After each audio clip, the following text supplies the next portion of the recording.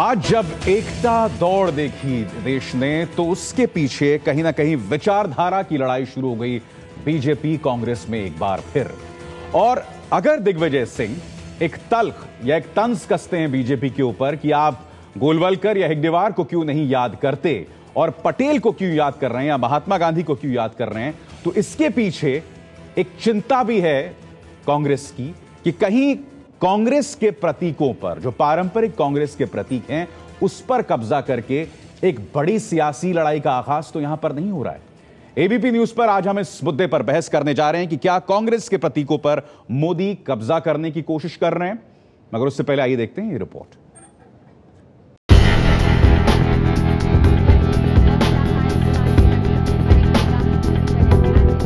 सरदार पटेल की जयंती के मौके पर पीएम मोदी ने भी दिल्ली में दौड़ लगाई, लोगों से राष्ट्रीय एकता और अखंडता के लिए शपथ दिलाई और इस दिशा में सरदार पटेल के योगदान की तारीफ करते हुए कहा कि देश की विरासत का बंटवारा नहीं हो सकता, कि हम इतिहास को, विरासतों को अपने वैचारिक दायरे में न बांटे। नरेंद्र मोदी जी की लीगेसी कौन सी है? संकुचित सांप्रदायिक विचारधारा के पोषक संघ। हेगडेवार जी, गोलवलकर जी, दीनदयाल उपाध्याय जी, ये संकुचित विचारधारा ही इनकी लीगेसी है।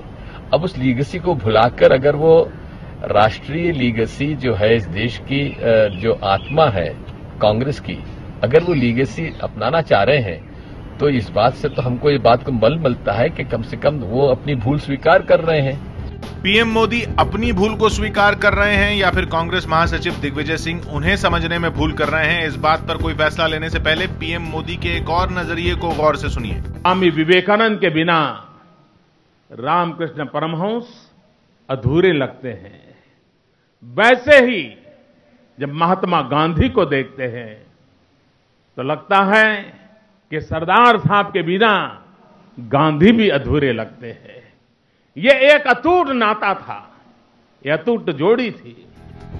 प्रधानमंत्री गांधी और पटेल को एक दूसरे का पूरक बता रहे हैं। कांग्रेस इस बहस में न पड़ते हुए दोनों महापुरुषों को अपनी विरासत बता रही है। साथ ही वो पीएम से सवाल पूछ रही है कि जब उन्हें देश की विरासत का इतना ही ख्याल है तो फिर वो आज इंदिरा गांधी की पुण्यतिथि पर श्रद्धांजलि देने क्यों नहीं पहुंचे। प्रथम परमाणु विस्फोट इंदिरा जी का निर्णय था। एक इतने बड़े नेता जिसकी कुर्बानी देश के लिए हो और जो भारत के इतिहास का अंतरंग हिस्सा है, उनको अपमान करना, अनदेखा करना, ये शर्म की बात है। और इस मुद्दे पर उत्तराखंड के राज्यपाल अजीज कुरैशी भी कूद पड़े। अजीज कुरैशी ने कहा कि कुछ लोग पटेल की विरासत पर कब्जा करने की कोशिश कर रहे हैं। उनका सम्मान किसी से कम नहीं है और उनको कोई लोग हाईजैक भी नहीं कर सकते। वो लोग ये चाहें कि केवल हमारी संपत्ति थी सरदार पटेल, वो बात भी गलत है। सारे देश की, सारे राज्य की, किस तरफ को था? किसी तरफ इशारा नहीं है मेरा, मतलब इशारा की तरफ नहीं है। सारे देश, सारे राज्य की संपत्ति है और प्रधानमंत्री ने जो उनके लिए सेलिब्रेशन की शुरुआत की है, मैं उनका प्रधानमंत्री का आभारी हूँ, वेलकम करता हूँ, उसको स्वागत करता हूँ उसका। और एबीपी न्यूज में इस बहस में हम आपके सामने ये तमाम सवाल उठा रहे हैं कि कांग्रेस के प्रतीकों पर क्या मोदी कब्जा कर रहे हैं। अब कांग्रेस को पटेल की याद आखिर क्यों आ रही है? बड़ा प्रश्न ये है। विरासत के नाम पर इतिहास को बांटना क्या सही है, जिसका जिक्र प्रधानमंत्री नरेंद्र मोदी ने भी किया था। सरदार पटेल देश के या राजनीतिक दलों के, ये तमाम मुद्दे हैं जो इस बहस में उठने बहुत लाजमी हैं। हमारे साथ कई खास मेहमान जुड़ रहे हैं। सबसे पहले रागिनी नायक का हम रुख करना चाहेंगे। रागिनी जी, आज आप अखबारों पर भी गौर फरमाइए। कांग्रेस की तरफ से जो अखबारों में भी विज्ञापन दिए गए हैं वो भी मरहूम इंदिरा गांधी के, पूर्व प्रधानमंत्री इंदिरा गांधी के नाम पर दिए गए हैं। पटेल को तो कांग्रेस ने कभी दिल से याद भी नहीं किया। अगर आज दिग्विजय सिंह के आंखों में पटेल को लेकर आंसू आ जाते हैं तो लोग उसे स्वीकार नहीं करेंगे, उसे घड़ियाली आंसू ही कहेंगे। अभिसार याद तो उन्हें किया जाता है जिन्हें कभी भूल गए हो। सरदार पटेल कांग्रेस पार्टी का और कांग्रेस पार्टी सरदार पटेल का पूरक है। न सरदार पटेल को कांग्रेस से हटाकर, न कांग्रेस को सरदार पटेल से हटाकर देखा जा सकता है। हाँ, लेकिन मैं ये जरूर कहूंगी कि गांधी और पटेल जैसे कांग्रेस और राष्ट्र के महानायकों के अतुल्य योगदान का उद्घोष आज कई दशकों बाद आरएसएस और भाजपा अगर कर रही है तो इसके लिए उन्हें साधुवाद।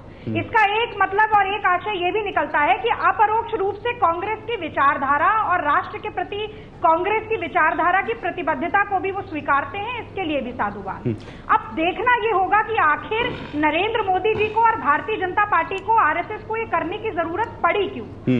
इसका सबसे बड़ा उत्तर है वो ये है कि चाहे स्वतंत्रता संग्राम की बात करें या आजाद भारत के नवनिर्माण की बात करें, ना तो कोई सकारात्मक इतिहास है आरएसएस और भारतीय जनता पार्टी का, ना ही कोई सकारात्मक योगदान है।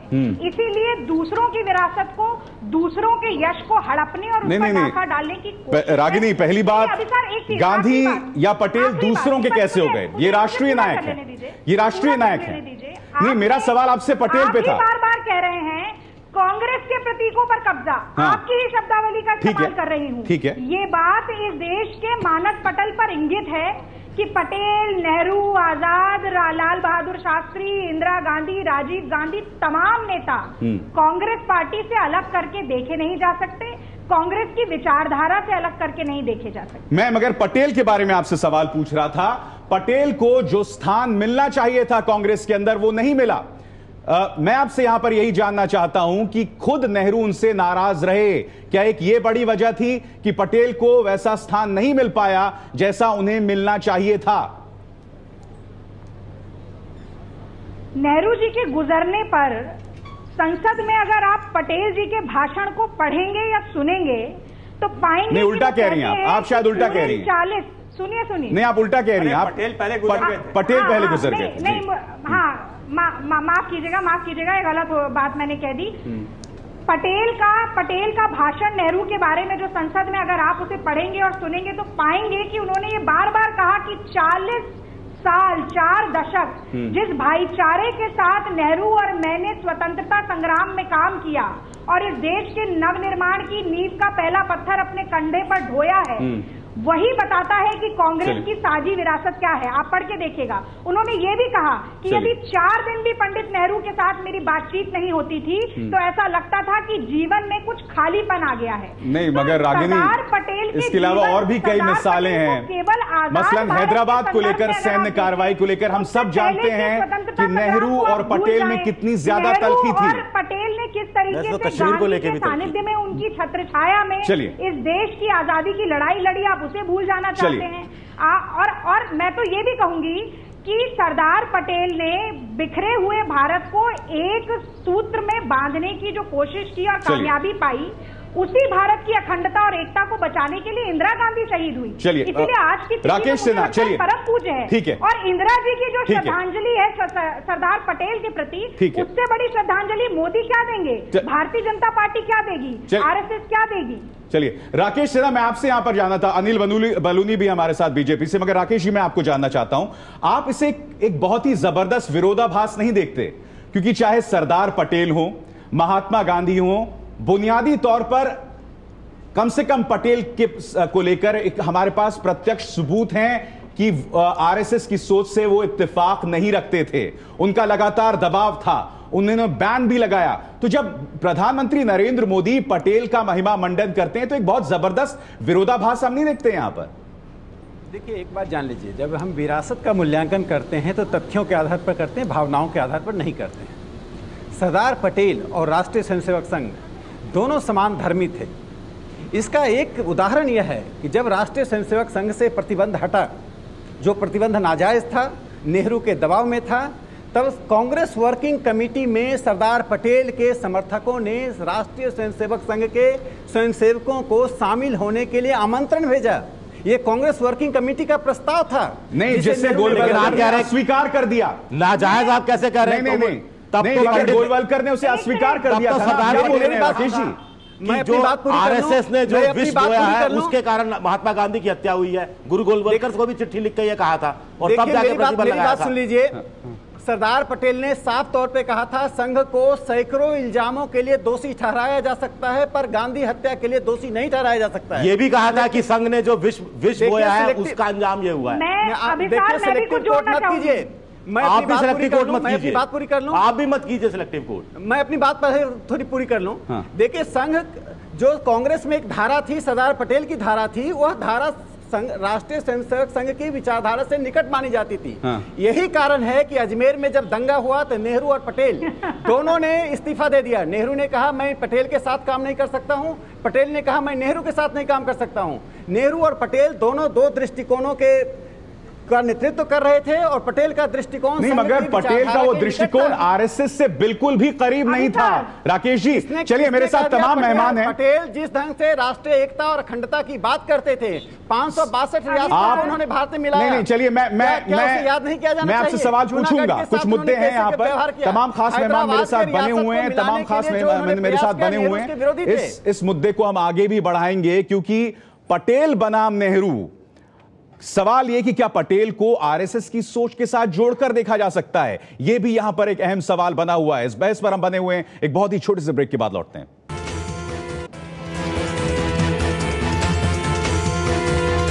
एबीपी न्यूज पर बड़ी बहस, हमारे साथ कई खास मेहमान बने हुए हैं। बीजेपी नेता अनिल बलूनी हमारे साथ मौजूद हैं।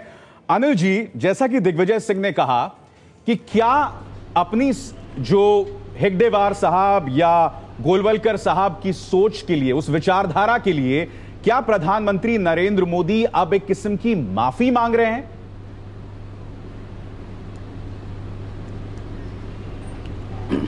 अभिसार जी, मेरा एक सुझाव है आपको कि जो दिग्विजय सिंह जी कहते हैं, आप लोग तमाम सर्वे करते रहते हैं देश भर में, एक ये भी सर्वे किसी दिन कर लीजिए कि जो दिग्विजय सिंह कहते हैं उसके बारे में देश के लोगों के क्या विचार है, क्या उनके ऊपर कोई ट्रस्ट करता है, क्या उनकी बातों को कोई समझता है।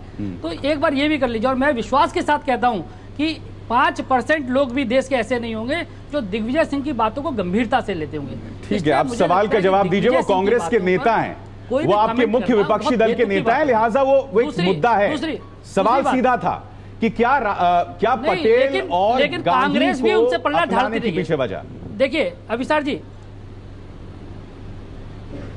देखिए दूसरा मैं बता रहा हूं कि आप ये बताइए कि क्या सरदार पटेल किसी की क्या बपौती है? क्या सरदार पटेल क्या कांग्रेस के नेता थे? क्या सरदार पटेल इस देश के नेता रहे हैं? सरदार पटेल कोई कांग्रेस के आइकॉन तो नहीं है कि कांग्रेस पार्टी। मेरा रागिनी जी से सवाल है, अगर रागिनी जी, रागिनी जी सुनिए रागिनी जी, पहले सवाल सुनिए, आपसे मेरा सवाल है, सुनिए रागिनी जी, सवाल सुनिए पहले। मानक कौन है? आप मेरे सवाल, विचारधारा के सूचक कौन है? रागिनी जी, मेरे सवाल का जवाब आप दे दीजिए। उल्टा सवाल मुझसे मत पूछिए रागिनी जी, आप सुन सच्चाई लीजिए, यही जवाब है सुन लीजिए। कि आपके पास कोई विरासत ऐसी है ही नहीं जिसके प्रति आप सरदार पटेल को, इसीलिए आपको बार बार यही प्रयत्न करना पड़ता है कि आप रागिनी जी, अगर सरदार पटेल को आप आइकॉन मानते हैं कांग्रेस का, तो आज अखबारों में क्यों नहीं एक विज्ञापन दिया गया? के निर्माण में आपका आरएसएस का कोई योगदान नहीं था। अभिसार जी, अभिसार जी, मेरा सवाल है रागिनी जी से।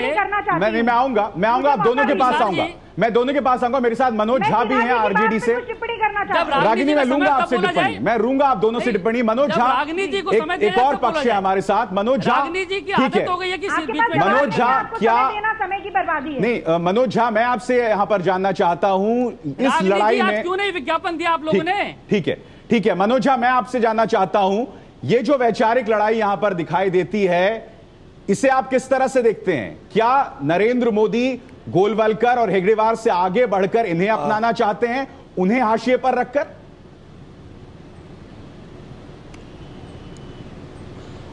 अभिसार जी, मैं बताऊं कि आज सिर्फ मैं एक अपने पॉलिटिकल बैकग्राउंड के साथ नहीं बोलूंगा, एक शिक्षक और छात्र के रूप में भी, क्योंकि सुबह से ही इन सवालों में उलझा हुआ हूं, तो 2 मिनट का वक्त इसको सुलझाने के लिए शायद आप लोगों के माध्यम से।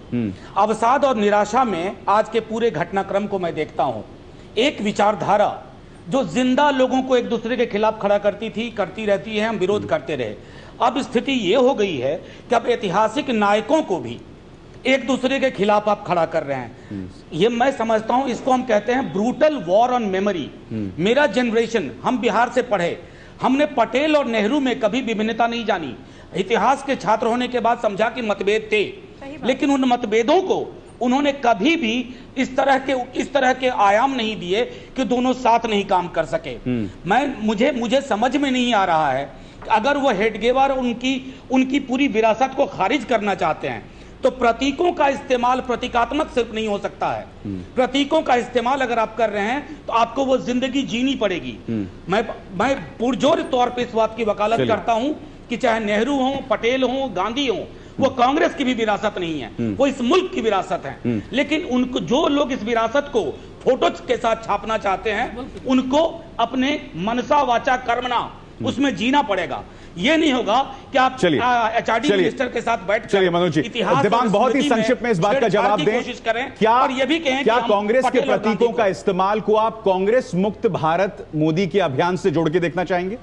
देखिए अभिसार, इसमें अगर आप देखें और गंभीरता से इसको देखें तो ये जो आप बोल रहे हैं कांग्रेस के प्रतीक, क्या ये जो बड़े नेता हैं क्या ये वाकई में कांग्रेस के प्रतीक हैं? यानी क्या वाकई में कांग्रेस ने अपने बड़े नेताओं को अपनाया? मुझे लगता है कि कांग्रेस की त्रासदी ये रही कि वो सिर्फ एक परिवार की पार्टी बनकर रह गई, एक ही परिवार के लोगों को उन्हें अपनाया। आप देख लीजिए जितने भी जो लोकप्रिय कार्यक्रम चल रहे हैं सारे उसमें उसी परिवार के लोगों के नाम उसमें शामिल हैं। तो एक तरीके से अगर आप कांग्रेस को देखें तो वो सिर्फ एक ही परिवार से चिपकी रही, अभी तक चिपकी हुई है और आगे भी उनको उनके अलावा कोई रास्ता दिखाई नहीं देता।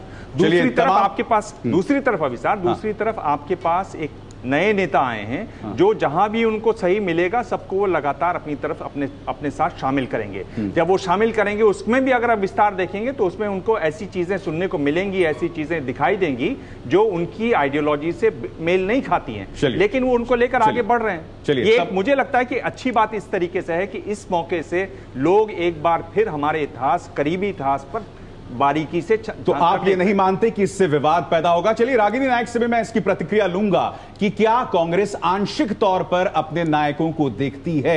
एक बहुत ही छोटे से ब्रेक के बाद। इससे पहले कि मैं बहस को आगे बढ़ाऊं और अपने पैनलिस्ट का रुख करूं, अब तक क्या हुआ देखते हैं एक्शन रिप्ले। गांधी और पटेल जैसे कांग्रेस और राष्ट्र के महानायकों के अतुल्य योगदान का उद्घोष आज कई दशकों बाद आरएसएस और भाजपा अगर कर रही है तो इसके लिए उन्हें साधुवाद। इसका एक मतलब और एक आशय ये भी निकलता है कि अपरोक्ष रूप से कांग्रेस की विचारधारा और राष्ट्र के प्रति कांग्रेस की विचारधारा की प्रतिबद्धता को भी वो स्वीकारते हैं, इसके लिए भी साधुवाद। देखिए, संघ जो कांग्रेस में एक धारा थी, सरदार पटेल की धारा थी, वह धारा राष्ट्रीय स्वयंसेवक संघ की विचारधारा से निकट मानी जाती थी। क्या सरदार पटेल किसी की क्या बपौती है? क्या सरदार पटेल क्या कांग्रेस के नेता थे? क्या सरदार पटेल इस देश के नेता रहे हैं? सरदार पटेल कोई कांग्रेस के आइकॉन तो नहीं? तमाम खास मेहमान मेरे साथ बने हुए हैं। सीधे रुक करना चाहूंगा मैं रागिनी का एक बहुत विनम्रता से मेरा आपसे सवाल है, हो सकता है आपके पास इसका जवाब हो। मैं आपसे जानना चाहता हूं क्योंकि पटेल जी को लेकर जो आपने बातें कही हम सब की आंखें नम हो गई जैसे आपने कही थी बात। मेरा आपसे सवाल यह है कि आप मुझे बता सकती हैं कि सरदार पटेल के बेटे का नाम क्या था?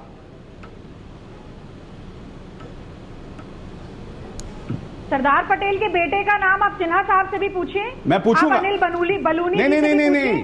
आप रिसर्च करके आए हैं तो शायद आज आपको मालूम होगा। नहीं, अब ये मेरे सवाल का जवाब नहीं हुआ ना। मैं अपनी ये मेरे सवाल का जवाब नहीं हुआ। चलिए, मैं अपनी अनभिज्ञता को स्वीकारती हूँ। आप नेहरू के बेटे को जानती हैं। अब आगे भी बोलने। चलिए, अनिल बलूनी, ठीक है। नहीं सुनिए, अनिल बलूनी बताइए सरदार पटेल के बेटे का नाम क्या था? अभिसार जी रुकिए ना, मैं उनसे भी पूछ रहा हूं, आप क्यों घबरा रही हैं? अनिल बलूनी बताइए सरदार पटेल के बेटे का नाम क्या था? नहीं, अभी तक रागिनी जी कह रही थी कि वो उनके कांग्रेस के ही नेता रहे हैं, भारतीय जनता पार्टी। नहीं तो आप भी तो उन्हें अपना रहे हैं ना, माफ कीजिएगा। ठीक है, चलिए मैं बता दूं कि वो एक सांसद थे। ऐसा नहीं कि उनका वजूद उनके बेटे होने के तक खत्म हो जाता है। वो दया भाई पटेल साहब थे, सांसद थे, लोकसभा के सांसद थे, बाद में राज्यसभा में भी गए थे। तो अपने आप में ये तो बहुत शर्मनाक बात है ना कि यही बात हम थोड़ी देर पहले रागिनी कह रहे थे कि आप लोग गांधी परिवार से आगे नहीं बढ़ पाते हैं और इसकी वजह यह है कि नेहरू जी पसंद नहीं करते थे पटेल साहब को। इसकी मिसालें बार बार हमें रागिनी मिली है। 9 सितंबर 1948 को हैदराबाद पे सैनिक कार्रवाई हो, इतनी तनाव हुआ था दोनों के बीच में कि पटेल बैठक छोड़ के चले गए थे। यह ऐतिहासिक सच है रागिनी, आप इसे कैसे अस्वीकार कर सकती हैं? अभिसार जी, क्या आप ये कहना चाहते हैं कि भारतवर्ष के प्रधानमंत्री और गृह मंत्री के बीच में विचारधारा के स्तर पर, दृष्टिकोण के स्तर पर, कार्यक्षमता के स्तर पर, नीतियों के स्तर पर, शैली के स्तर पर कोई भी समानता नहीं थी? मैं ये बिल्कुल मानती हूं कि कांग्रेस पार्टी असहमति को स्वीकार करती है। अगर एक परिवार है तो उसमें बर्तन खटकते भी जरूर है और ऐतिहासिक प्रमाण भी है इसका, लेकिन जितना ऐतिहासिक प्रमाण एक तथ्य का आप दे रहे हैं उससे ज्यादा ऐतिहासिक प्रमाण मैं तमाम ऐसे तथ्यों का दे सकती हूँ जिसमें नेहरू और पटेल हाथ में हाथ मिलाकर भी चले थे। आज अगर आडवाणी जी और नरेंद्र मोदी जी के बीच की खनक को और उनके बीच के दुराभाव को हम बात करते हैं तो उसपे भारतीय जनता पार्टी की आप जरूर प्रतिक्रिया लीजिएगा। लेकिन मैं ये बात बार बार कहूंगी कि सिन्हा जी ने जो बात बोली कि आरएसएस के प्रति ज्यादा झुकाव था पटेल का और कांग्रेस के प्रति झुकाव नहीं था, उस बात से मैं सहमति बिल्कुल नहीं रखती हूँ। जब यूनिवर्सल अडल्ट फ्रेंचाइज की बात हुई तो आरएसएस ने सबसे पहले कहा था कि एक्सक्लूसिव होना चाहिए, महिलाओं को और पिछड़े वर्ग को यूनिवर्सल अडल्ट फ्रेंचाइज का हिस्सा होना ही नहीं चाहिए। पटेल और नेहरू एक स्वर में बोले थे कि भारत के प्रत्येक व्यक्ति को मत का अधिकार मिलेगा। राकेश सिन्हा, आरएसएस के विपरीत राकेश सिन्हा, आप 18 जुलाई 1948 फैक्ट ये है राकेश सिन्हा कि आरएसएस पर पाबंदी लगाने, आरएसएस पर दबाव डालने में पटेल साहब की अहम भूमिका थी। आरएसएस को संविधान बनाना पड़ा पटेल साहब के दबाव की वजह से। तो आप कैसे कह सकते हैं कि आरएसएस जो है वो पटेल के करीब था? ठीक है, मैं समझ गया। चुप तो हो जाएं। हाँ, नहीं, आप कैसे कह सकते हैं? यहां तक कि गोलवलकर साहब माने नहीं थे जब उन्होंने कहा कि आपके सदस्य कांग्रेस में शामिल हो जाएं, जिसकी वजह से गोलवलकर साहब ने सत्याग्रह किया था। तो आप बहुत आंशिक तौर पे इतिहास को कोट कर रहे हैं राकेश जी। अभिसार जी, आप इसके पहले मैं एक छोटी सी टिप्पणी करूंगा बहुत लाइटर मूड में। आपने एक सवाल पूछा था कि पटेल के पुत्र का क्या नाम था। आप यदि रागिनी जी से प्रियंका गांधी के पुत्र पुत्रियों का नाम पूछते तो शायद ये बता देती, लेकिन पटेल के पुत्र पुत्रियों का नाम नहीं बता सकती। मैं दूसरी बात यहाँ कहना चाहता हूँ कि सरदार पटेल को याद करना सिर्फ यह नहीं है कि कांग्रेस के नेता थे, मैं मानता हूं कांग्रेस के नेता थे, देश के गृह मंत्री थे, लेकिन सरदार पटेल और नेहरू के बीच में क्या अंतर था, इसके लिए रागिनी जी और दिग्विजय सिंह अपने ही कांग्रेस के नेता डीपी मिश्रा जो मध्य प्रदेश के मुख्यमंत्री थे, उनकी एक नेहरू युग पर पुस्तक है, उसको पढ़ लें। दोनों में बुनियादी अंतर था सभी प्रश्नों पर। मगर वो आरएसएस के प्रतीक नहीं थे ना। राष्ट्रीय स्वयंसेवक संघ के लिटरेचर को जो लोग पढ़ते आए हैं, आज नरेंद्र मोदी के कारण नहीं, राष्ट्रीय स्वयंसेवक संघ 1947-48 से सरदार पटेल नहीं, मगर राकेश जी जो आप बताने की कोशिश कर रहे हैं कि वो आरएसएस के प्रतीक थे, वो नहीं थे। सरदार पटेल और नेहरू के बीच पत्राचार पढ़ लीजिए। सरदार पटेल की मृत्यु के बाद नेहरू ने क्या कसीदे पढ़े, यह महत्वपूर्ण नहीं है। सरदार पटेल के जीवन में नेहरू ने सरदार पटेल को हमेशा कटघरे में खड़ा। रागिनी, एक मिनट रुक जाए। रागिनी, सरदार पटेल को दिल्ली की पुलिस में संघ का घुसपैठ है, इसके लिए सरदार पटेल को अच्छा ठीक है, एक मिनट रागिनी, एक मिनट रागिनी, रागिनी एक मिनट, मुझे लगता है बहस से थोड़ा हट रहे हैं। रागिनी एक मिनट, रागिनी नहीं है, आप ये बात स्वीकारेंगे आज राष्ट्रीय चैनल पर? आप डीपी मिश्रा की पुस्तक तो पढ़ लीजिए रागिनी जी। आप प्रियंका गांधी के पुत्रों को याद कर सकती हैं, लेकिन सरदार पटेल के बारे में आपकी जानकारी क्या है? मैं प्रियंका गांधी जी के पुत्र पुत्री का नाम जानती हूँ या नहीं जानती हूँ, ये आप कैसे जानते हैं? अभी आपसे चैनल आपने पूरे इतिहास को नेहरू गांधी परिवार के साये में रखा है। और अब मार्क्सवादी इतिहासकारों ने सरदार पटेल को हाशिए पर करने का काम किया है। सरदार पटेल एक बात आप एक अहम बात बता रहे हैं। चलिए, नहीं, जितने अनुयायी हैं, नहीं, सवाल ये एक मिनट, आप दोनों से मैं खामोशी की गुजारिश करूंगा, मैं खामोशी से गुजारिश करूंगा। संकीर्ण दृष्टिकोण से पढ़ नहीं, एक मिनट रागिनी, एक मिनट राकेश जी। सवाल यहां पर विजय, मैं आपसे यहां पर जानना चाहूंगा, क्या दोनों ही दलों ने राष्ट्रीय प्रतीकों को अपनी सुविधा के मुताबिक कोट करना शुरू किया है, इस्तेमाल करना शुरू किया? विजय, नहीं, ये तो पहले से होता रहा है कि अपने जो राष्ट्रीय प्रतीक हैं उनका इस्तेमाल हर पार्टी अपने चुनावी फायदे के लिए या अपनी पार्टी की विचारधारा को आगे बढ़ाने के लिए करती रही है। लेकिन यहां मैं ये कहना चाहूंगा, मुझे ऐसा लगता है कि अमित शाह और नरेंद्र मोदी का जो कांग्रेस मुक्त भारत का जो एजेंडा है, मैं उसके तहत इसका ये विचारधारा वाली जो बात है मैं उस रूप में देखता हूं कि सिर्फ कांग्रेस को राजनीतिक तौर पर पटखनी नहीं देनी कि राज्यों में उनकी जो सरकार है वहां भी अपनी सरकार को कायम किया जाए, या गांधी नेहरू परिवार की जो राजनीतिक विरासत है उसको खत्म किया जाए, बल्कि विचारधारा के स्तर पर भी कांग्रेस मुक्त भारत इस रूप में कि जो इतने प्रतीक है महात्मा गांधी से लेकर सरदार पटेल, उनको भी कहीं ना कहीं छीनने की कोशिश मैं इस रूप में देखता हूं। अनिल बलूनी, एक बात बताइए, प्रधानमंत्री नरेंद्र मोदी ने गोलवलकर साहब की जीवनी लिखी थी जिसे ज्योतिपुंज कहते हैं, और हम सब जानते हैं कि गोलवलकर साहब पर जबरदस्त दबाव बनाया था सरदार पटेल ने, पाबंदी हो या फिर उनका कॉन्स्टिट्यूशन बनाने को लेकर था, ये तमाम चीजों को लेकर पटेल साहब ने बहुत जबरदस्त दबाव बनाया था। सवाल यहां पर ये अनिल बलूनी, तो ऐसे में आप लोग जब पटेल की भी बात करते हैं तो आप पटेल और आरएसएस के बीच जो तलखी थी उसे आप कैसे भूल सकते हैं?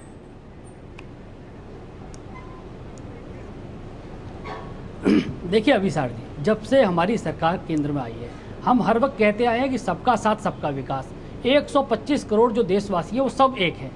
आप देखिए, अगर आपको ध्यान हो कि प्रधानमंत्री जी ने भी कुछ समय पहले घोषणा की थी कि जवाहरलाल नेहरू जी के जयंती के दिन से इंदिरा जी की जयंती तक वो मेरे सवाल का जवाब कैसे? अनिल बलूनी साहब, आप कहां पहुंच गए? मैंने आपसे क्या पूछा और आप कहां पहुंच गए? मैं आपसे क्या पूछ रहा हूं अनिल जी और आप कहां पहुंच गए? कहना चाहता हूं, मैं यही कहना चाह रहा हूं। मैं आपसे पूछ रहा हूं, एक विरोधाभास है आपकी विचारधारा, आपकी पैतृक विचारधारा और इस वक्त जो प्रधानमंत्री कर रहे हैं उसमें विरोधाभास है।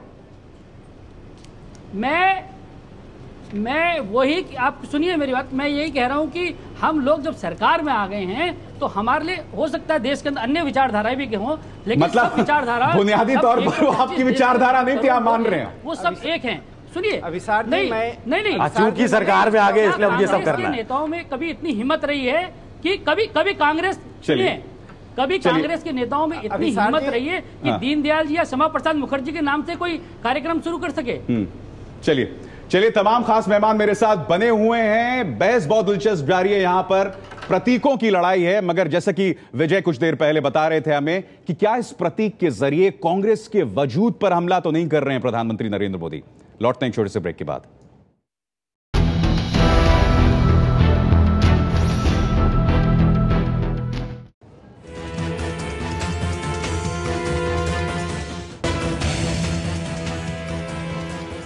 लड़ाई प्रतीकों की है और बहस बहुत गर्म है, मगर इस आखिरी हिस्से में हम कोशिश करेंगे कि क्या एक कॉमन ग्राउंड है जहां हम मिल सकते हैं। रागिनी, आपसे शुरू करना चाहूंगा। चलिए, प्रधानमंत्री मोदी की जो भी मंशा हो, मगर क्या अच्छा नहीं है कि दक्षिणपंथी, मध्यपंथी और वामपंथी, ये तमाम विचारधाराएं अगर एक मंच पर आ सके और इन विचारधाराओं से देश को कुछ फायदा हो? बहुत दार्शनिक सवाल है, मगर क्या आपको नहीं लगता कि प्रधानमंत्री नरेंद्र मोदी की इस पहल का इस नजरिए से स्वागत किया जाना चाहिए? देखिए, सरदार पटेल को श्रद्धांजलि मिले, उनकी याद का सम्मान हो, इससे किसी कांग्रेसी को क्या तकलीफ हो सकती है। लेकिन यदि इस सबका आधार आडंबर हो, ताली बटोरना और वाहवाही लूटना हो, तो उस पर मुझे आपत्ति है। आपने ये सरदार पटेल जी के बेटे का नाम पूछा, ज्यादातर लोग नहीं बता पाए। अब मैं ये भी पूछना चाहूंगी कि क्या अनिल जी और सिन्हा जी को ये मालूम है कि सरदार पटेल जी का घर जो कि हेरिटेज होम है अहमदाबाद में, वो खंडर बन चुका है। उनका मेमोरियल ट्रस्ट पिछले 5-6 सालों से लगातार चिट्ठी लिखता रहा गुजरात सरकार को। नरेंद्र मोदी वहां के सीएम थे कि इसके बारे में कुछ किया जाए, लेकिन सरकार के कान में जू नहीं रहेंगी। अहम बात आपने तो भारतीय जनता पार्टी को याद आती है, इसके पीछे बहुत बड़ा पॉलिटिकल मंसूबा रहता है। जवाब दीजिए। ठीक है, मैं समझ गया आपकी बात। आपने बहुत अहम मुद्दा उठाया यहाँ पर। अनिल बलूनी, के चुनाव के बीच अनिल बलूनी, इसी तरह से इसी बात का जिक्र, ठीक है, सरदार पटेल की याद आ रही है, तो उसके पीछे केवल राजनीतिक षड्यंत्र है और कुछ भी नहीं। राजनीतिक षड्यंत्र। अनिल बलूनी, जिस बात का जिक्र अभी रागिनी कर रहे थे, यही बात चर्चा हम ब्रेक में भी कर रहे थे कि पटेल की विरासत का तो सम्मान गुजरात तक में नहीं किया गया है।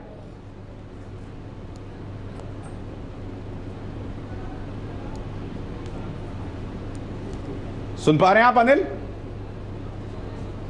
चलिए, अनिल तक शायद मेरी आवाज नहीं पहुंच पा रही है। राकेश जी, आपसे मैं जानना चाहूंगा, इस सुविधाजनक अंदाज में हम प्रतीकों का इस्तेमाल कब तक करते रहेंगे? आज मरहूम प्रधानमंत्री इंदिरा गांधी की भी आज जयंती वहां पे थी, और बावजूद इसके आज उनकी शहादत दिवस था, बावजूद इसके प्रधानमंत्री नरेंद्र मोदी की सरकार में कहीं भी उस बात की झलक नहीं दिखाई दी। तो यह भी तो सियासत है। देखिए, इंदिरा गांधी और सरदार पटेल की तुलना हो ही नहीं सकती है। सरदार पटेल ने देश को जोड़ने का काम किया, इंदिरा गांधी की राजनीति ने देश को तोड़ने का काम किया। पंजाब की समस्या किसने दिया? इंदिरा गांधी ने खालिस्तान आंदोलन को खड़ा किसने किया? श्रीमती इंदिरा गांधी देश की राजनीति में लोकतंत्र को मारने का काम किया, देश की एकता और अखंडता पर प्रहार करने का काम किया। वो एक अच्छी नेता है, प्रधानमंत्री रही है, उनका सम्मान होना चाहिए। लेकिन जहां तक विचारधारा का सवाल है, सिद्धांत का सवाल है, सरदार पटेल ने देश के 562 रियासतों को जोड़ा। यदि नेहरू का वश चलता तो देश के 562 में 561 रियासत नहीं जुड़ पाते। और सरदार पटेल का वश चलता तो कश्मीर की समस्या नहीं होती। इसलिए सरदार पटेल राष्ट्रीय स्वयंसेवक संघ के नजदीक हैं, उनकी विरासत का चलिए बहुत शुक्रिया। बहुत त्वरित प्रतिक्रिया दिबांग आपसे चाहूंगा। ये प्रतीकों की लड़ाई, जैसे मैंने कोशिश की इस आखिरी हिस्से में दोनों को एक मंच पर लाने की, ये प्रतीकों की लड़ाई क्या आने वाले दिनों में और गंभीर होगी? जी हाँ, बिल्कुल अभिसार, ये और गंभीर होगी और इसमें गर्मी आएगी। और मेरे ख्याल से ज़रूरत है कि चाहे आप किसी भी पार्टी के हों, आप अपने प्रतीकों को, अपनी पार्टी के प्रतीकों के बारे में जानें। और आप देख रहे हैं कि आपकी जो बहस हो रही है उसमें बहुत कम जानकारी है, खासतौर पर प्रवक्ताओं में। यानी प्रवक्ता वो होता है जो पार्टी की बात रखता है, तो मेरे ख्याल से उसको जानने की, अपने प्रतीकों को समझने की बहुत आवश्यकता है। वो समय अब आ गया है, ये मेरे ख्याल से एक अच्छी बात है। बहुत बहुत शुक्रिया दिबांग आपका भी, तमाम खास मेहमान का। और इस बार इस बहस में पक्ष और विपक्ष में क्या बातें आई वो हम आपको सिलसिलेवार तरीके से बताना चाहेंगे।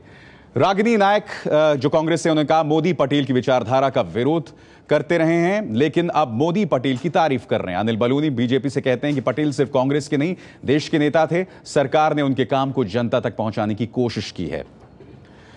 मनोज झा आरजेडी से कहते हैं कि देश ने पटेल और नेहरू में कोई भेदभाव नहीं किया, कांग्रेस बीजेपी दोनों को राजनीति में बांट रही है। राकेश सिन्हा आरएसएस विचारक, जिनका कहना था कि पटेल को तो कांग्रेस ने ही भुला दिया, अब कांग्रेस को पटेल की याद आई है।